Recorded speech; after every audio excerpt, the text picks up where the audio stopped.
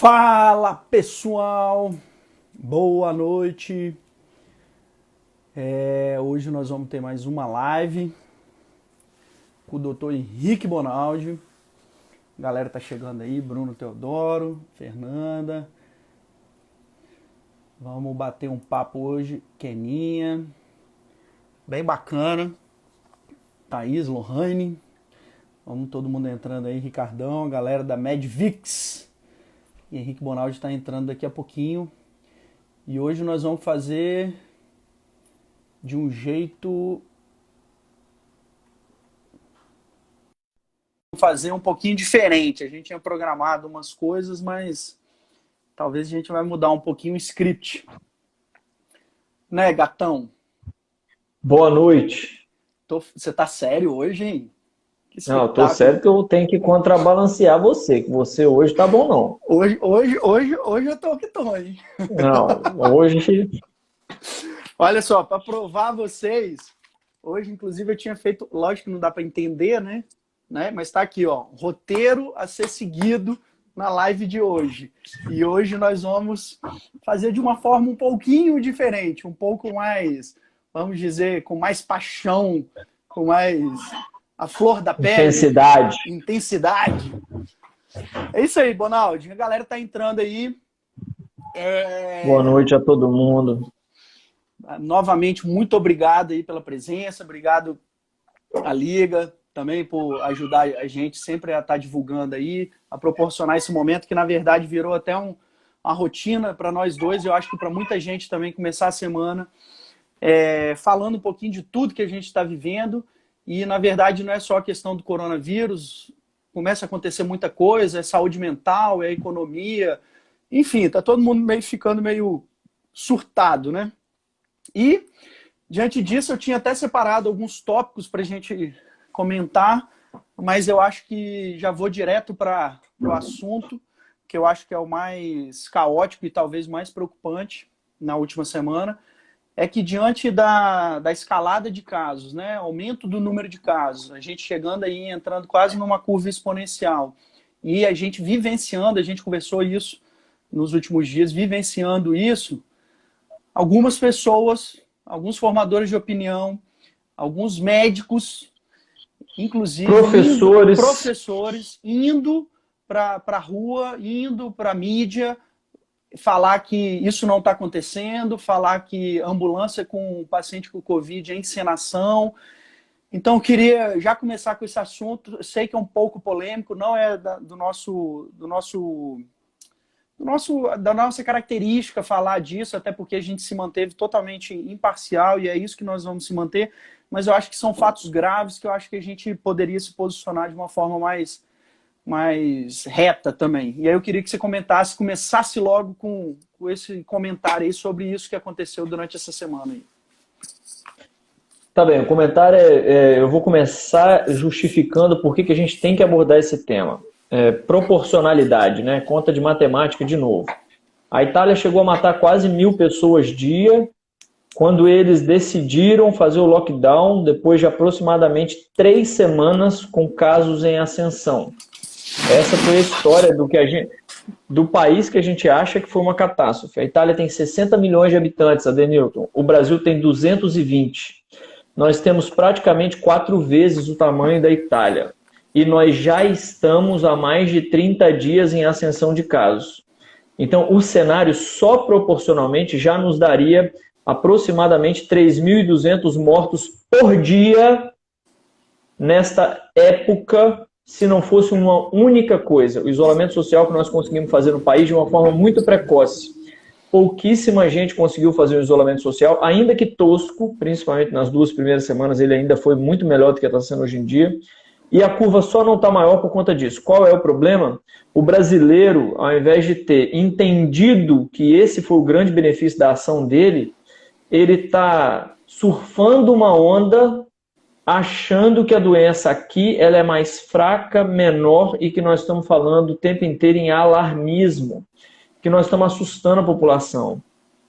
Qual é o problema disso? Nós vamos ganhar confiança achando que a gente não está com problema e hoje nós temos indivíduos importantes de ponta no raciocínio em relação à vaga de UTI, por exemplo, realmente acreditando que a gente pode abrir o comércio.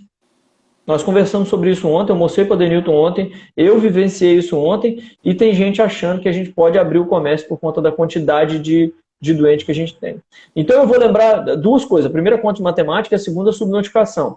Então, primeiro, nós teremos mais de 3 mil mortos por dia. Isso é inevitável quanto mais a gente sair de casa. E eu só estarei errado, eu, Adenilton, Eduardo, o mundo médico e não médico desse mundo que está fazendo conta, se a gente diluir a doença e fizer isolamento social.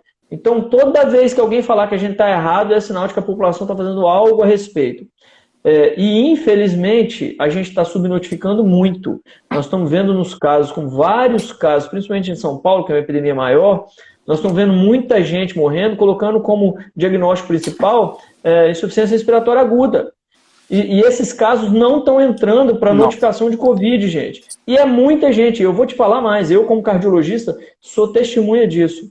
Os doentes que estão evoluindo com 80 anos de idade, com insuficiência respiratória, e que não fazem febre, porque idoso não faz febre, todos estão morrendo com diagnóstico de sede descompensada, edema agudo de pulmão, crise hipertensiva, pneumonia. O cara que tem qualquer probleminha no pulmão, isso aí foi pneumonia, entrou com pneumonia. Então eu estou para te falar que nós não temos 7, 8 mil mortos no país, nós já estamos 15. Seguramente o número de mortos está subnotificado, e aí nós temos um grande problema.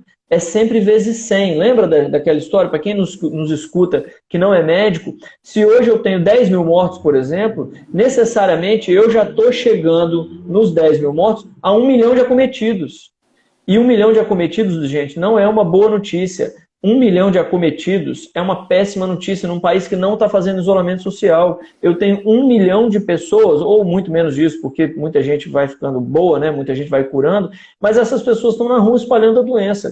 Então não tem jeito. Ou a gente tem a educação alemã para fazer distanciamento social, e o governador do Espírito Santo deu essa dica muito claramente no jornal no sábado.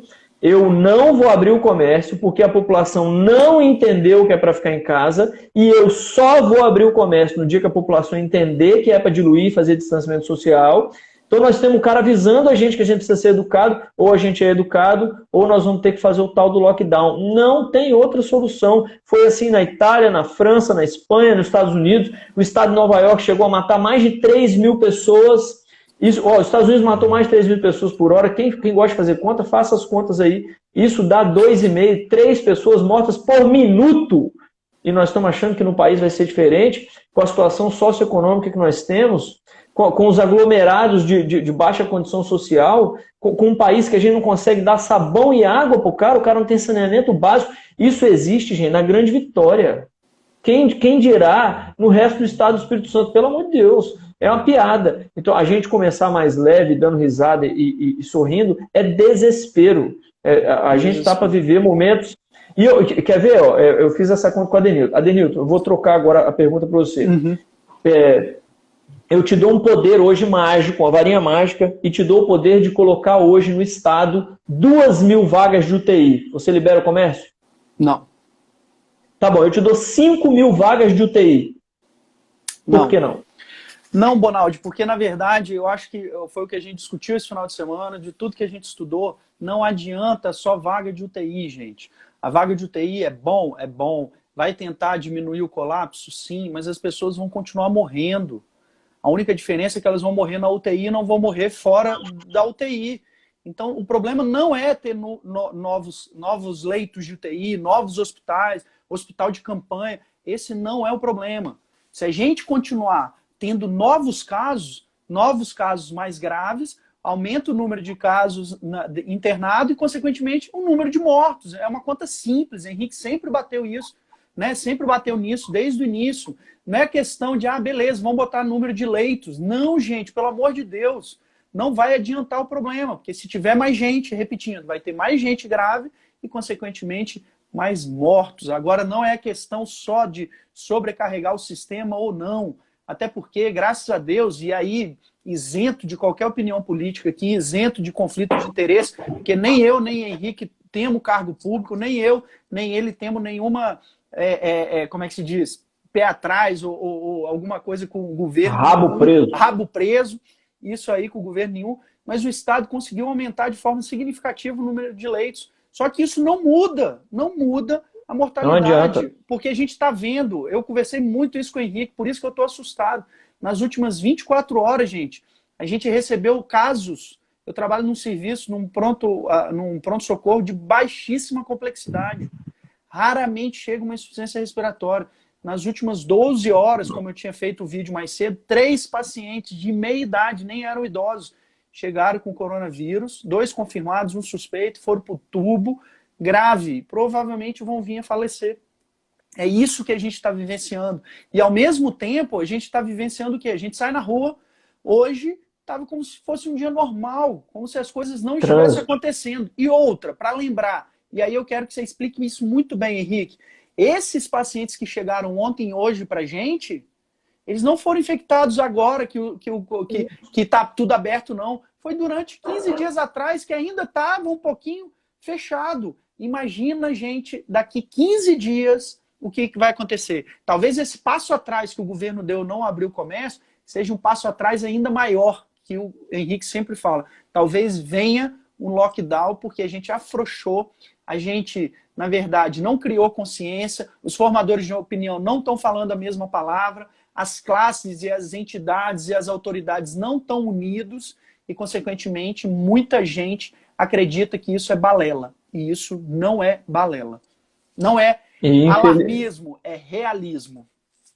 Isso, e infelizmente amputa a gente em coisas que a gente poderia estar fazendo maravilhosas. Eu não sei se está nos escutando, empresário, comerciante, alguém que é dono de estabelecimento, mas a gente poderia usar uma arma como movimentação econômica para tentar, ao invés de chegar no lockdown, se reeducar em relação a como fazer para o empregado ir trabalhar, como fazer para abrir nosso comércio.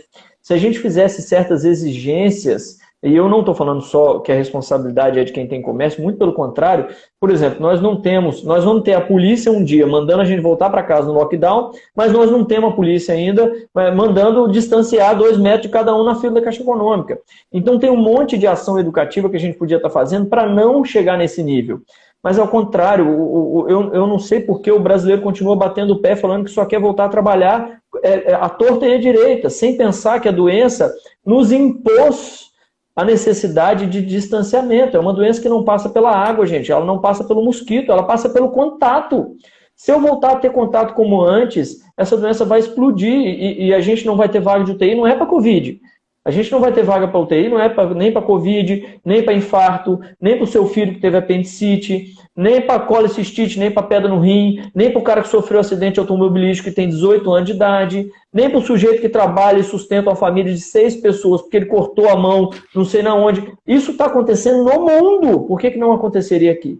Para basear isso que nós estamos falando em dados, não existe editorial no mundo, em qualquer revista que a gente esteja lendo, que afirma que aumentar o leito de UTI controlou a doença. E para corroborar, para mostrar que o editorial não é coisa de teórico, não é coisa de um cara que estuda à toa, nenhum país no mundo controlou a doença com aumento de número de vagas de hospital. Nenhum hospital no mundo, aumentando o número de leitos, aumentou o número de controle da doença. É ao contrário. Todos os países no mundo que hoje vivem a possibilidade de pôr o pé na rua, todos ou fizeram isolamento social, em grande parte deles, 90% deles, e em alguns países com a população extremamente educada, extremamente demográfica, a demografia favorável, era mais povoado do que populoso. O país não cresce para cima, cresce para os lados. Isso aconteceu nas regiões da Itália, que são fora do grande centro da Itália. Isso está acontecendo nos estados dos Estados Unidos, que são de maioria casa, não são de maioria. Por isso que a catástrofe em Nova York foi maior, porque é uma cidade que cresce para cima. Isso aconteceu na Alemanha, muito comumente. Corrobora esse raciocínio. E o que mais me atrapalha, Denilton? Que todos os países que controlaram fizeram a curva, assustaram, fizeram lockdown, seguraram a curva para baixo e depois disso falaram, opa, acho que eu vou liberar o comércio.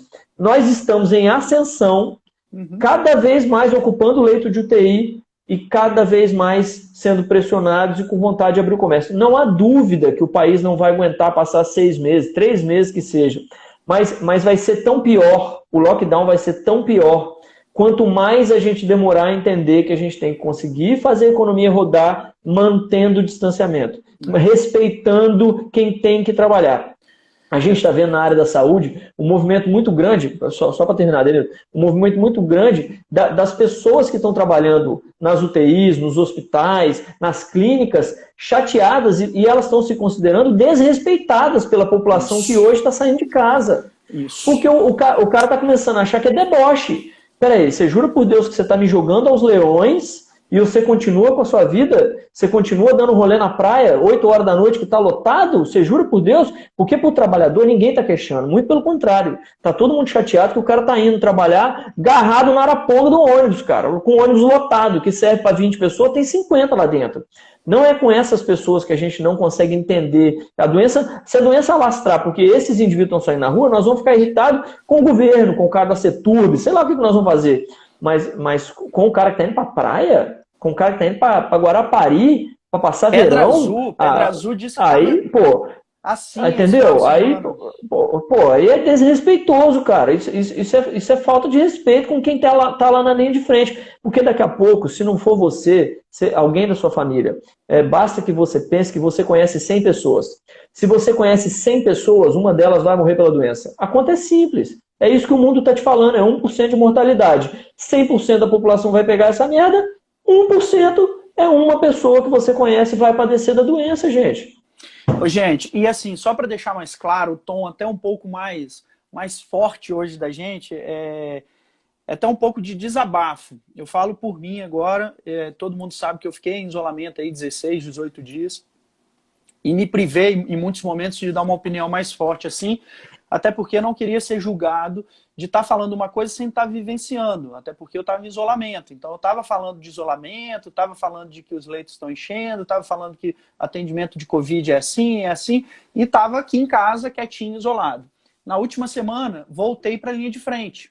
Em uma semana, gente, o que eu vi foi aumento do número de internação, aumento no número de óbito, as operadoras de saúde, os gestores de saúde se desdobrando e tentando de forma mirabolante montar estratégias para conseguir desafogar os serviços, porque não está dando conta, não está dando conta.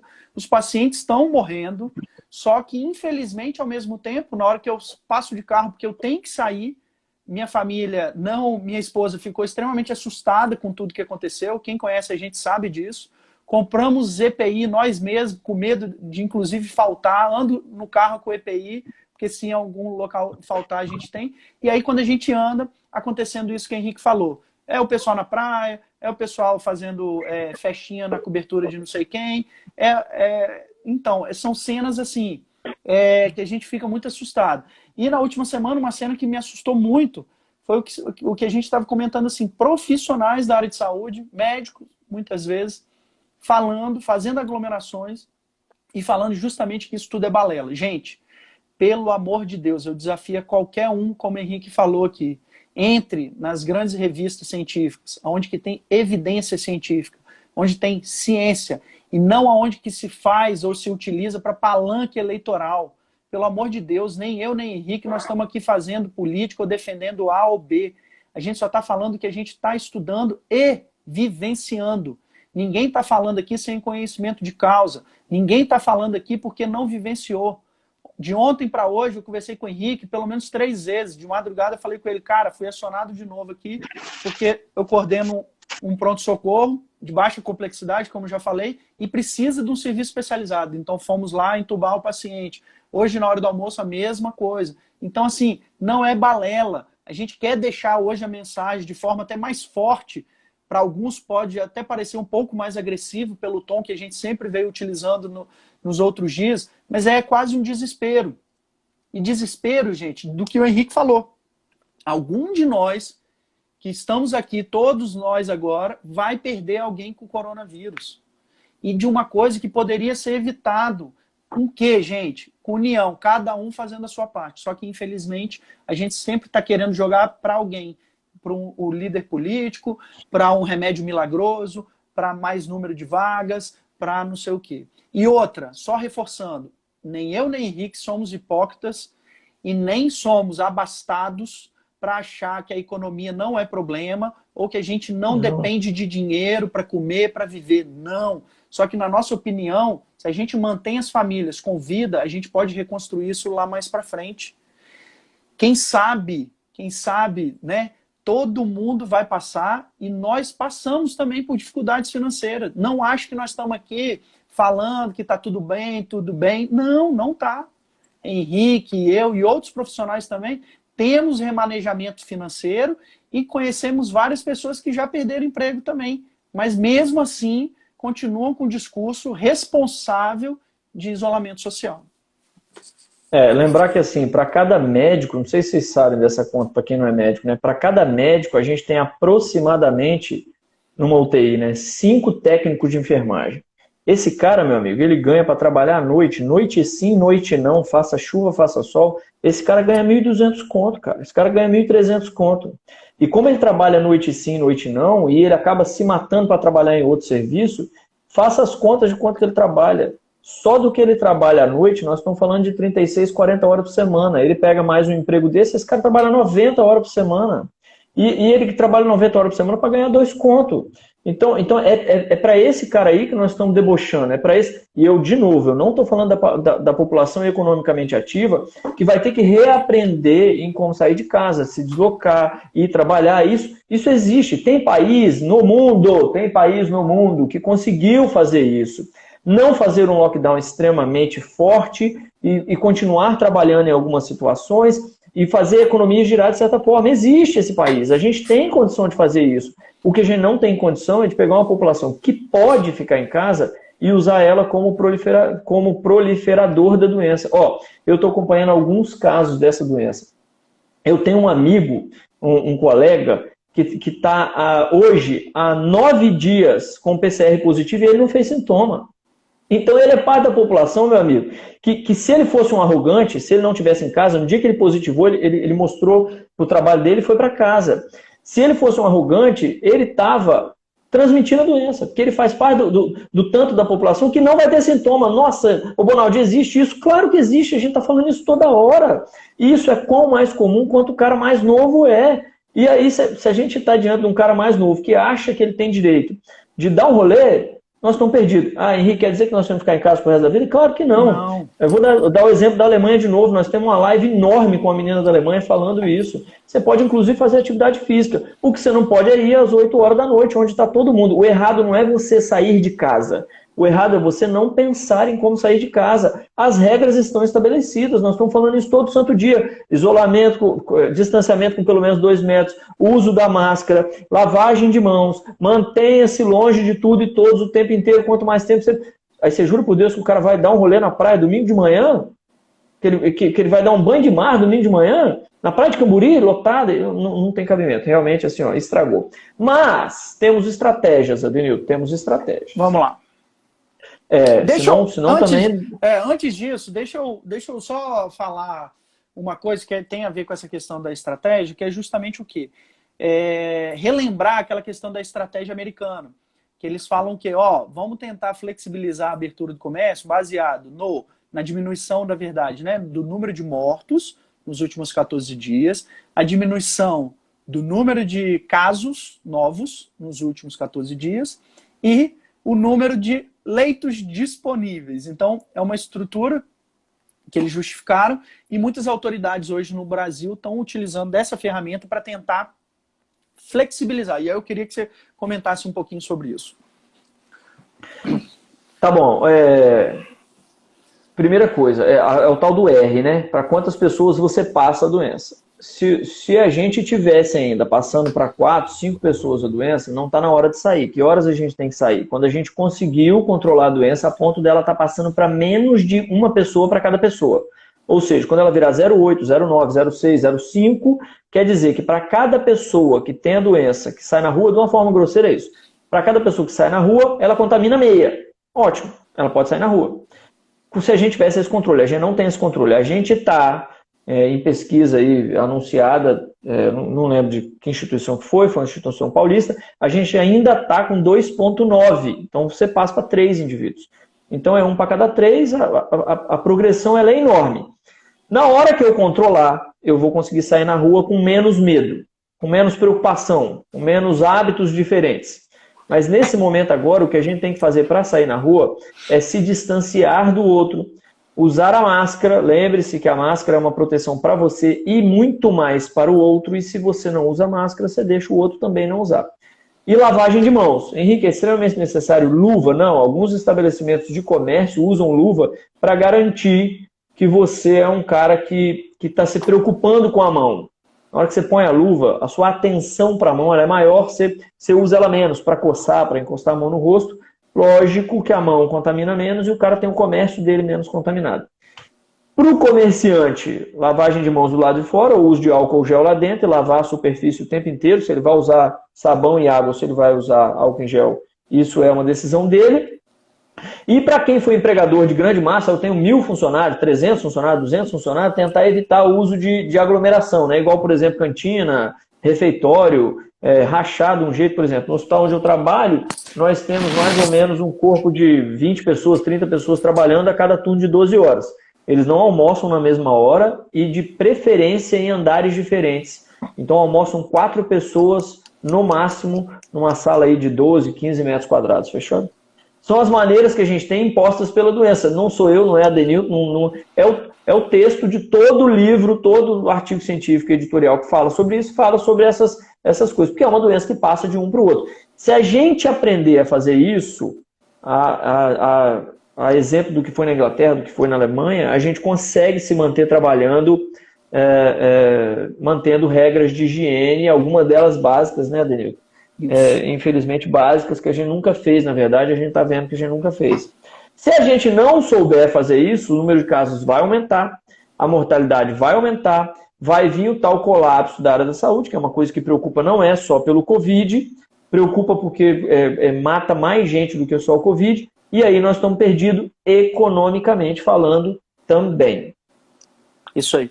Bonaldi, muita gente perguntando aqui, e vou pontuar os três coisas que eu vi aqui passando mais, que aí você me ajuda também não deixar esquecer. Primeiro, vacina. E aí eu vou falar um pouquinho do que ontem mesmo, durante a atualização, estava vendo uma live de uma das diretoras do CDC de Atlanta, que, para quem não conhece, é o grande centro de controle de saúde, de vacina, de infecção dos Estados Unidos.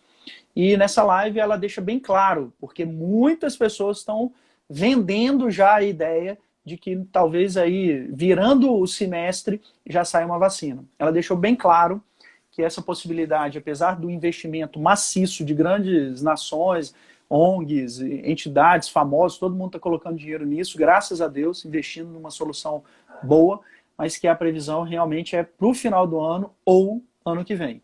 Então não tem essa possibilidade assim tão rápida de julho, virando o semestre, tem uma vacina. E lembrando, gente, mesmo que tenha uma vacina, até ela chegar a ser produzida em escala, né, mundial, de bilhões de vacinas, e até a logística disso chegar, e até o lobby farmacêutico permitir, e até as políticas públicas alcançar essa vacinação em massa, que talvez seria um efeito benéfico, muitas mortes irão acontecer ainda. Então, não é no estalar do dedo, saiu uma reportagem amanhã falando que descobriram a vacina e que vai resolver os problemas. Então, a gente também, é lógico, gente, que parece também que a gente só está hoje, né?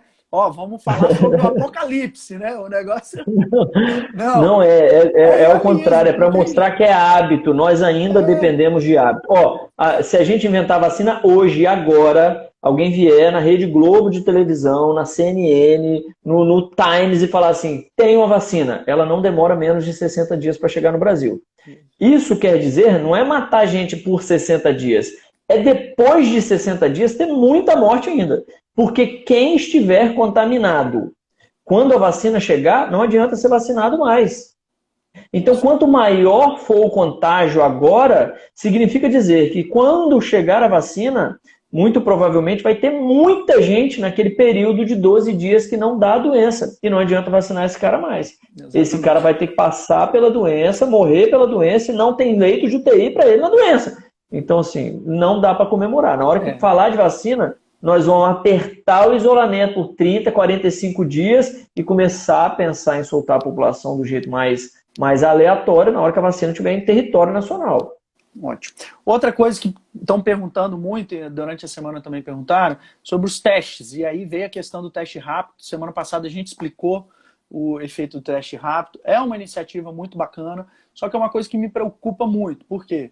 A gente sabe que o diagnóstico do Covid já é uma coisa difícil. A gente sabe que nessa última semana mesmo, eu acabei nem falando, ontem mesmo eu tive um caso que o cara só teve febre e chegou com o pulmão já 80% tomado. E só tinha febre, não tinha nenhum outro sintoma. E a gente só percebeu isso porque instituiu a questão no pronto-socorro de medir a saturação. E aí viu que a saturação estava muito baixa, enfim. E aí a gente pensou em Covid. Mas aí voltando à questão dos testes, a minha preocupação, Bonaldi, é justamente dessa, beleza, vamos ter mais testes, inclusive testes em farmácias, sem o quê? Um supervisionamento de um profissional que consiga identificar qual é o melhor teste para qual o tempo exato da doença, porque senão a gente vai estar gastando recursos também de forma banal e que não vai dizer nada. O cara vai lá, faz um teste rápido na farmácia, compra, porque ele tem esse dinheiro, tem esse poder econômico para comprar, vê que deu negativo e acha que está tudo bem e sai na rua e vai... Não, isso vai dar uma sensação de falsa segurança que, não, ao meu ver, é muito preocupante. Eu queria uma posição sua sobre isso. Tá bem, a minha primeira opinião é que não faz diferença testar para quem tem a doença. Gente, o teste faz diferença para quem está raciocinando saúde, para quem está pensando quais são os próximos passos que o cara tem que dar. Para o indivíduo que tem a doença, não faz muita diferença. Por que não? Porque seguramente, nesta época do ano, se você teve febre, tosse seca, dor no corpo, ausência de cheiro e ausência de gosto, não tem outra coisa. Você não precisa de diagnóstico mais. É igual dengue na época de dengue. É um diagnóstico clínico epidemiológico. Está deixando de ser função do teste me ajudar a dar diagnóstico. Eu, como médico, nesta época da vida, muita outra coisa não pode pensar. O cara que está fosforilando muito, ele está bobeando muito. Você, estudante de medicina que está escutando, em época de pandemia, de epidemia, você não pode olhar para um cara com esses sintomas, com a história de que a mulher dele teve doença, por exemplo, e falar, não preocupa não, isso aí é uma pneumonia, toma azitromicina, que é um trem que está ficando comum. Não pode. Então, para você que tem a doença, o teste, ele quase não vale nada. Para quem que serve? Para o cara que está pensando em saúde, para ele ter dimensão do tamanho da doença. Qual é o bairro que está pior, se você vai entrar com família ou não, se te atesta ou se não te atesta, se te tira do emprego ou se não te tira, para ele ter controle. Essa é uma primeira coisa. A segunda coisa existe um município desse estado que passou uma reportagem massa, montaram um lugar para fazer o teste, no sábado, montaram um lugar para fazer um teste, e aí botou as cadeirinhas tudo uma do lado da outra, com distanciamento, e aí a mulher falou, nós estamos fazendo teste em só quem tem sintoma. Nós não estamos fazendo teste à toa, não, porque nós sabemos usar o teste. Quando filmou o teste, o que era, Denilton? IgG. Filmou o teste, era IgG. Ou o cara da câmera errou, e tomara que ele tenha errado, ou, para você que não é médico, eu vou explicar. Estão testando no indivíduo que tem a doença neste momento, a imunidade dele contra a doença. Gente, o teste de IgG é para quem já passou da doença. E ele só passou da doença porque ele desenvolveu imunidade contra a doença. Então precisa ter nexo para saber quem é que a gente vai fazer o santo do teste. Então, duas coisas. Primeiro, para você não faz diferença. E segundo, precisa saber qual é o teste, baseado em qual momento do teste. O momento para quem tem a doença é o PCR. Isso. É achar o vírus em você. Para quem passou da doença, ou para quem foi imunizado pela doença depois que tiver a vacina, aí o teste é o IgG. Eles vão queimar não sei quantos mil testes no santo do município e estão amarradão, achando que eles estão... Olha o nível que nós temos, bicho. Mas infelizmente, Bonaldi, acabou que virou o quê?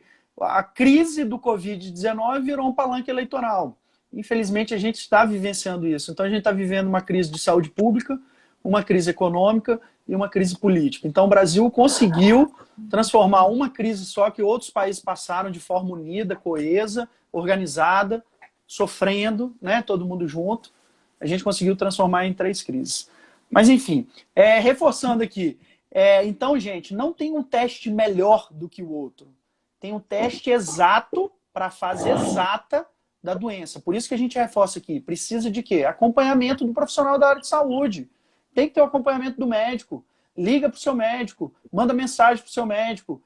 Pergunte. Não ache que por você ter o poder ou a condição de comprar um teste, você vai estar isento e vai estar seguro. Vou lá fazer um IgG ou um IgM. Mas você não sabe, você não está com sintoma, não está nada. Você só vai se confundir, só vai ficar angustiado, vai gastar dinheiro de forma inadequada e, além disso tudo, pode estar expondo outras pessoas em risco, porque às vezes você pode estar com vírus, mas aí você faz um teste sorológico que não teve viragem sorológica ainda, vai dar negativo e acha que está tudo bem. Inclusive, gente, esses testes sorológicos são muito importantes porque, por exemplo, meu exemplo, eu voltei a trabalhar, na verdade, não mais tranquilo. Eu voltei redobrado a utilização de EPI, redobrada a vigilância sobre as minhas condutas, redobrado lavagem de mãos, redobrado o uso de álcool em gel. Por quê? Beleza, posso até ter uma certa imunidade, como a gente já conversou aqui teoricamente, porque o meu IgG deu positivo. Só que não isenta, se eu tiver contato com alguém, eu transmitir isso por roupa, por objeto, por mão, por alguma coisa. E aí se eu incorporo isso, achando que, não, estou com IgG positivo, e aí os testes de farmácia pode mostrar isso, vai te dar uma falsa sensação, você para de usar máscara, você para de lavar a mão e você começa a disseminar a doença para todas as pessoas que você está perto. Então isso é algo muito preocupante. A gente tem que entender e compreender quando e como a gente deve utilizar o teste. É muito mais importante, talvez, nesse momento, gente, a gente investir tempo e dinheiro e informação para a população do que ficar pensando e gastando dinheiro com o número de leitos, com o número de testes, a população está desinformada. Tanto é que qual é o grande sucesso de toda live nesse momento? É quem abre aqui a cara para falar de Covid. Porque a população está desinformada. Ninguém, nenhum órgão oficial abraçou a causa, nenhuma classe abraçou a causa e foi para as câmeras, foi para a rede, está muito tímido isso em relação, por exemplo, à movimentação política e os posicionamentos radicais políticos que a gente está vivendo. Então, assim, cabe a cada um de nós, formadores de opinião, quem está ouvindo a gente aqui, médicos, professores, estudantes de medicina, estudantes de farmácia, de fisioterapia, vocês são formadores de opinião. Na casa de vocês, o que você falar é lei. O que você falar como profissional da área de saúde é o que os seus familiares vão seguir e vão replicar. Então tomem cuidado com isso, sejam formadores de opinião, pelo amor de Deus. E isso faz a retórica ficar chata, né? Porque a gente só vem falar de isolamento social, isolamento social. É que a gente parou aí, porque assim, o brasileiro não deu o próximo passo. Se a gente tivesse, faz as contas comigo, nós estamos há 5 semanas, desde a primeira semana, essa é a 6ª semana, que a gente resolveu parar. As 2 semanas primeiras muito boas, as 3 últimas com 6 mil pontos de comércio aberto e essa próxima ainda do mesmo jeito que antes. Se a gente tivesse esse mesmo período parado, controlado a doença, numa hora dessa a gente não estava gastando tempo para provar para a população que precisava ficar em casa. A gente estava falando de quais são os modelos no mundo que foram utilizados para voltar à economia, quais são as drogas no mundo que estão se usando para conseguir começar a liberar o doente mais cedo da UTI ou não chegar lá, e a gente não consegue falar disso. Porque não adianta de absolutamente nada falar de leito de UTI, de droga, de vacina, se a população não está fazendo a única coisa que a doença está pedindo, que é para não ter contato social. Então, infelizmente, a gente acaba não conseguindo aprimorar a discussão não vai à frente. Não. A gente tem exemplos vários em tudo quanto é lugar do mundo e a gente continua falando, gente, fica em casa, pelo amor de Deus, o que você está fazendo na rua, presta atenção, porque a população não acredita. Hoje eu escutei na CBN que tem uma menina que está sendo procurada pela Polícia de Minas Gerais, em Belo Horizonte, porque ela fez um vídeo afirmando que o familiar dela, que ela não tinha familiar que tinha morrido, que era uma mentira, e que o caixão que falaram que era familiar dela tinha pedra dentro. Cara, pelo amor de Deus, a ignorância ela é uma dádiva, né, bicho? Porque essa menina está dormindo tranquila, ela não está nem vendo que a doença existe. Qual que é o problema? Ela está infectando todo mundo. Porque se ela não acredita na doença, o grande problema, gente, porque provavelmente todo mundo que está nos assistindo, Adenilton, é quem acredita na doença. Esse é o problema. O cara que não acredita, ele não está aqui. E se todo mundo ficar quieto, acabar a live e falar assim, nossa, concordo, e fica triste, fica chateado, começa a ter palpitação, sudorese, dorme, coisa que é... Então, o meu pedido passa essa informação. Esse indivíduo precisa entender isso, porque é ele hoje o indivíduo que está proliferando a doença. Porque se a gente vai proliferando pelo trabalhador, tem o que fazer. Tem um monte de gente no mundo que fez. Separou o indivíduo, botou gente para trabalhar em home office, botou um monte de gente. Os motoqueiros são exemplo disso, a rapaziada que está fazendo entrega é exemplo disso, se cuidando, lavando as mãos. Todo mundo que está fazendo entrega, tá? Eu já sou testemunha disso por várias vezes, porque eu moro numa avenida que passa esse povo toda hora, os caras conversando sobre, um chamando a atenção do outro. Isso. Então existe, e a gente não sai do lugar, cara, a gente não consegue falar disso, porque tem gente que não acredita na doença, meu Cristo. Então você acaba a live, cara, você que está escutando aí, meu irmão, acaba a live, dá 3 telefonemas, cara, dá 4 telefonemas, isso. Faz 2 vídeos, cara, passa a informação para frente, porque se você passar para 3, a doença está passando para 3 também, ela está ganhando da gente. Passa a informação. Isso é você, estudante de medicina, bicho, passa essa informação, você conhece uma galera, bicho, belisca seu vizinho do lado, fala com seu avô, essa doença é verdade, não é mentira. Ronaldo, 2 perguntas aqui estão sendo retórica aí nos comentários. Uma é sobre volta às aulas, e outra sobre medicamentos. Vamos começar pela volta às aulas. Ontem, nessa mesma live que eu vi lá do CDC, em Atlanta, eles deixando claro que provavelmente vão emendar, porque lá o verão, né, chega agora, é o contrário da gente aqui, a grande férias deles é agora em junho, julho, né? E que talvez eles vão emendar isso daí e a chance de voltar aulas para eles normal, né, entre aspas, porque ela deixou isso bem claro que também não vai voltar ao normal, que eles vão se readaptar, vão ter menos número de alunos por sala, vai ter um afastamento das cadeiras maior, vão tentar manter mais ventilado, aumentar os intervalos, né? Ou seja, diminuir o tempo de confinamento de aulas e deixar essas coisas mais espaçadas, continuar utilizando de recurso audiovisual e a metodologia EAD, né? De forma que possa complementar, mas que a previsão é para o segundo semestre. Então, assim, gente, eles já estão há pelo menos 1 mês na nossa frente de doença. Eles estão há 1000 anos à nossa frente de gestão, de recurso financeiro e de adesão, às vezes, às políticas. Eles já estão trabalhando com a volta às aulas de forma coerente para o segundo semestre. E aqui eu não estou sendo também, de novo, alarmista. Não acredito que de forma segura, a gente consiga voltar às aulas do jeito que era há 2 meses atrás, 1 mês e pouco, ainda nesse semestre. Eu acho que é uma previsão muito pé no chão e responsável. Eu acho que... E aí, na verdade, acaba sendo um achismo, porque não tem, se a gente for pegar literatura técnica, ou recomendação governamental, ou de secretaria, não tem uma uniformidade nessas instruções.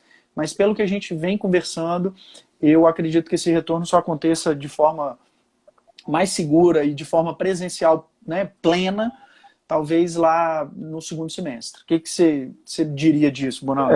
Tem um MEC americano, eu li uma carta da presidente dizendo que hoje a decisão é estadual nos Estados Unidos, né? A decisão não é federal. O federalismo lá e ela afirmou que mais de 70% dos estados já resolveu que não volta, porque na verdade faltava 1 mês e meio de aula para os meninos, e aí para eles não vale a pena, a partir de agora 1 mês e meio, e que eles estão estudando a possibilidade de adiar o retorno. Adiar quando já retornaria, adiar o retorno. Então mais de 70% isso na semana passada. Hoje já deve ter 90% dos estados já deve ter decidido. Os filhos do Nicolas, por exemplo, já não estão na escola, tem 30 dias, e a escola, na primeira semana a escola avisou, falou, acabou a aula, pode parar, não tem o que fazer. Então a perspectiva para o Brasil eu não acho que é diferente. Muito pelo contrário, acho que é muito pior. A gente não controla a doença. Exatamente. Vamos lá.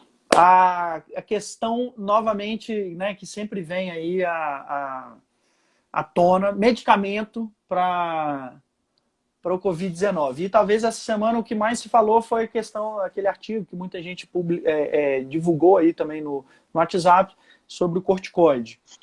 E aí eu queria que você fizesse um resumo aí da questão medicamentosa e a gente começar nesse nessa seara aí.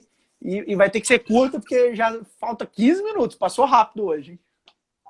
Tá bem, a primeira coisa é que medicamento, suporte, vaga de UTI não serve para nada. O que serve para alguma coisa é diluir a doença. Isso é ponto pacífico, ponto final. A segunda coisa nós temos estágios da doença.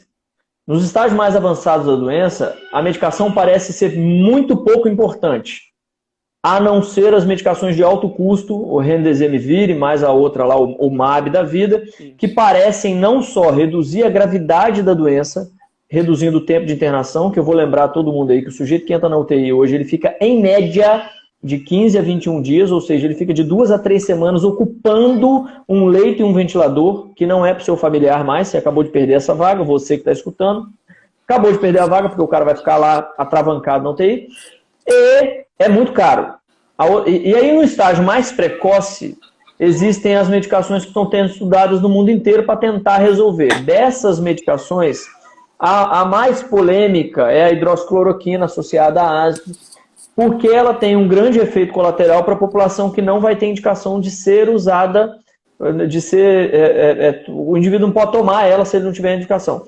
Para os indivíduos que têm indicação, essa medicação é hoje o que a gente chama de tem que fazer, tem que tentar. O que é isso? É a medicação que a gente acha que tem benefício. Isso aí, empatia. Se eu tivesse no lugar desse cara, eu arriscava tomar, porque a mortalidade para ele está se mostrando maior do que a mortalidade pelo uso do remédio. Usa o remédio e vamos torcer para salvar.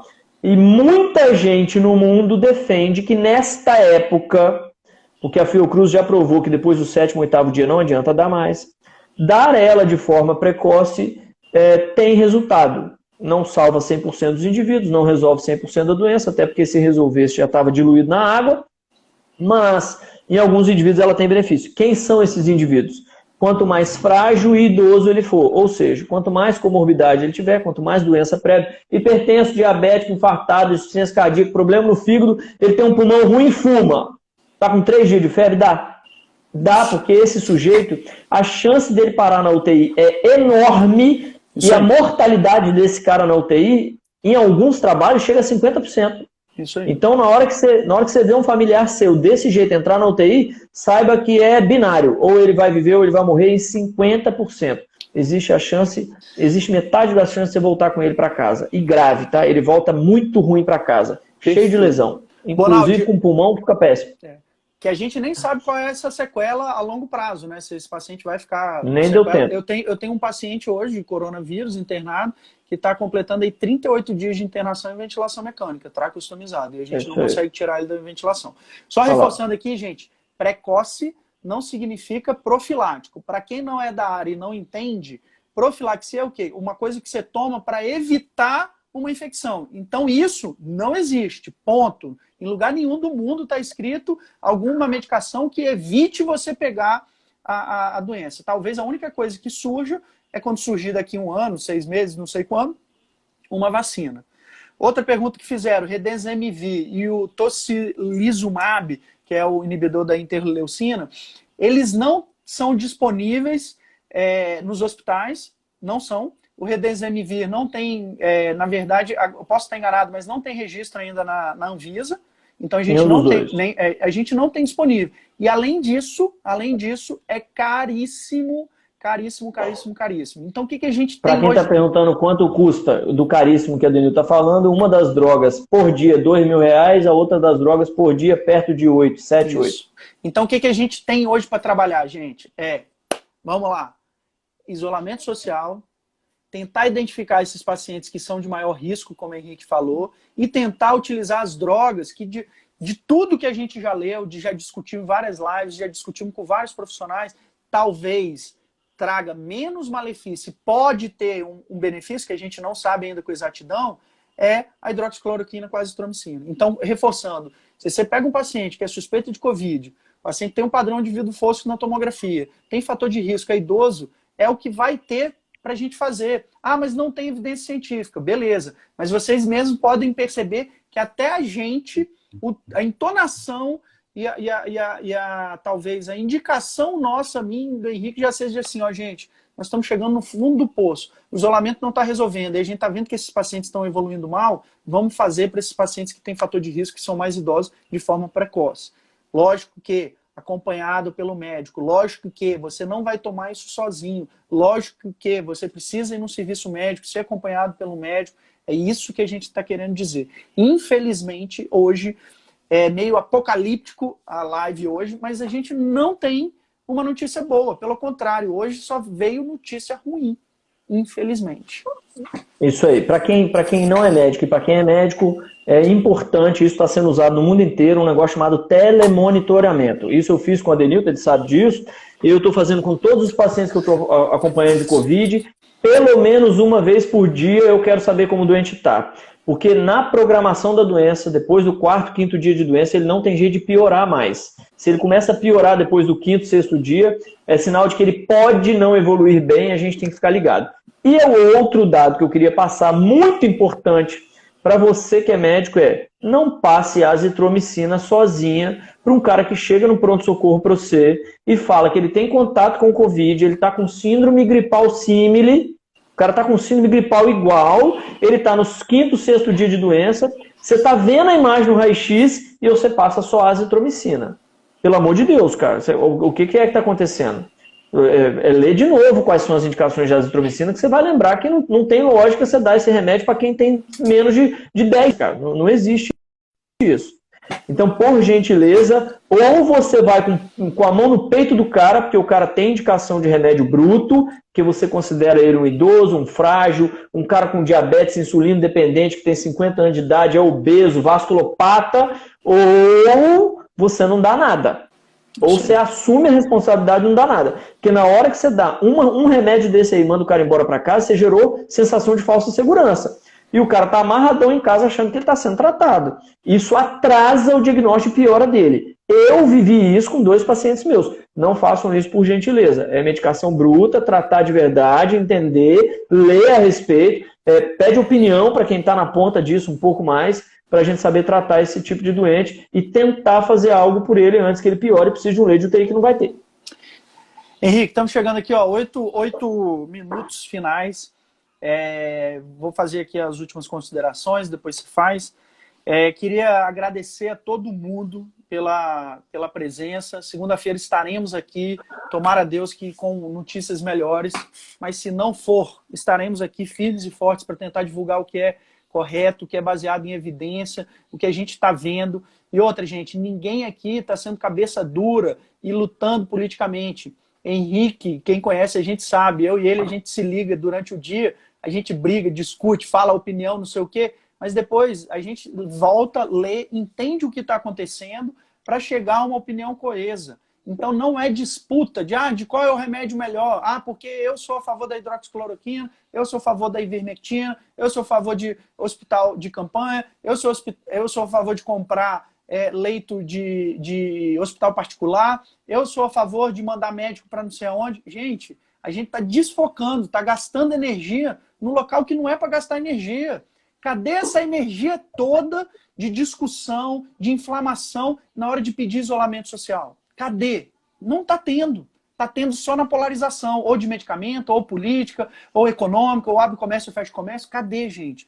E, novamente, não somos insensíveis à crise econômica. Todos nós estamos sofrendo com isso. Mas, na nossa visão, pelo menos, é muito mais importante a vida, porque cada vida vale muito. Só quem perdeu ou vai perder a vida de algum ente querido vai saber o que é essa dor. Então fica a dica aí, obrigado. Segunda-feira a gente está junto. O meu hoje tem nada a ver com a área da saúde. O meu hoje tem a ver com você que é filho de um cara que é comerciante, empresário, você que é empresário, você que está escutando com raiva e quer matar nós dois. Cara, para pensar como é que você vai fazer para se adequar a uma norma que a doença propôs, que a doença institucionalizou, que a doença está mandando a gente fazer, que chama separar um humano de outro. Se você tiver essa habilidade e a habilidade de limpar esse humano, esse ser que está frequentando o seu comércio, você vai conseguir ir para frente, cara. Por que eu estou falando isso? Porque eu sou comerciante? Claro que não. Eu não tenho a menor ideia de como é que você vai fazer. Eu sei que você deve estar passando um perrengue danado. Mas tem país no mundo que conseguiu, cara. Tem gente no mundo que conseguiu controlar a doença apesar da necessidade de reabertura do comércio, das empresas. Então faça isso pelo seu empresário, pelo seu empregado, faça isso pelo seu cliente. E você, empregado, cara, execute a coisa da melhor forma possível. Lembra na sua ida e na sua volta de casa que você tem desde familiar idoso e grave dentro de casa, que pode ser grave dentro de casa, até o dono da sua empresa e até a mulher de 90 anos que não tem ninguém para fazer compra para ela, ela vai no supermercado. Vamos tentar ter empatia e cidadania, porque tem país no mundo que conseguiu, por que nós não vamos conseguir? O isolamento social não é a única maneira. O distanciamento também é uma maneira, mas infelizmente quem não conseguir realizar esses novos hábitos vai ter que descer a lenha para falar, fica em casa em lockdown, para tudo e todos, a economia vai estourar, não vamos fazer isso não, gente, pelo amor de Deus, vamos tentar de outra forma. Fiquem com Deus, muito obrigado aí pela força. Adenilton, muito obrigado sempre, viu, velho? Bonaldi, tamo junto, cara. Segunda-feira, se Deus quiser, a gente vai estar conversando aqui sobre notícias melhores. Obrigado pela parceria de sempre. Agradeço a todos os alunos que estão aí presentes. Amo vocês de coração, Medvix de coração. Esses dois caras que estão aqui são Medvix. E mando esse recado para todo mundo nesses últimos minutos finais. Vou sentir muita falta, mas estaremos juntos sempre. Contem comigo sempre. A gente vai estar sempre unido, sempre junto.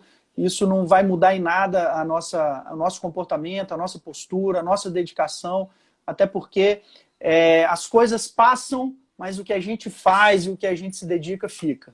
E é isso que importa. Tamo junto, Bonaldi. Grande abraço, fique com Deus. Vamos para frente, espalha essa santa dessas notícias todas aí. Isso. Tamo junto. Um abração. Valeu, fiquem com Deus. Valeu.